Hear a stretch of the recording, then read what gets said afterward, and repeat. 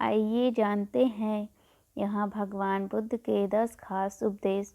Number 1, सत्य के बारे में बुद्ध कहते हैं कि 3 चीज़ें ज़्यादा देर तक छुपी नहीं रह सकती हैं। वे हैं सूर्य, चंद्रमा और सत्य। जिस तरह सूर्य रोज प्रत्यक्ष दिखाई देता है, चंद्रमा भी दिखाई देता है, उसी तरह सत्य कभी न कभी सामने आ ही जाता है। अतः असत्य को अपने आचरण में न उतारें, उससे दूर रहने में ही मनुष्य की भलाई है।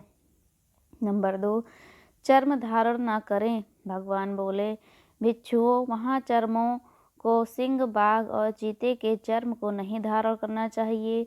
जो धारण करे उसे दुष्कृत का दोष होता है।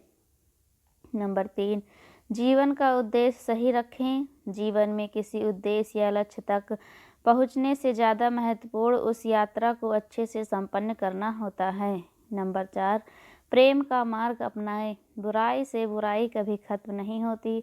घृणा को तो केवल प्रेम द्वारा ही समाप्त किया जा सकता है, यह एक अटूट सत्य है। नंबर 5, खुद जैसा औरों को समझना। जैसा मैं हूँ वैसे ही वे हैं और जैसे वे हैं वैसा ही मैं हूँ। इस प्रकार सबको अपने जैसा समझकर न किसी को मारे न मारने को प्रेरित करें। नंबर 6, स्वयं पर विजय। जीवन में हजारों लड़ाइयाँ जीतने से अच्छा है कि तुम स्वयं पर विजय प्राप्त कर लो, तो फिर जीत तुम्हारी हमेशा होगी। इसे तुमसे कोई नहीं छीन सकता। नंबर 7, दूसरों का बुरा न करें। अपनी प्राण रक्षा के लिए भी जानबूझकर किसी प्राणी का वध न करें। जहाँ मन हिंसा से मुड़ता है, वहाँ दुख अवश्य ही शांत हो जाता है। नंबर 8, बैर भाव न रखें।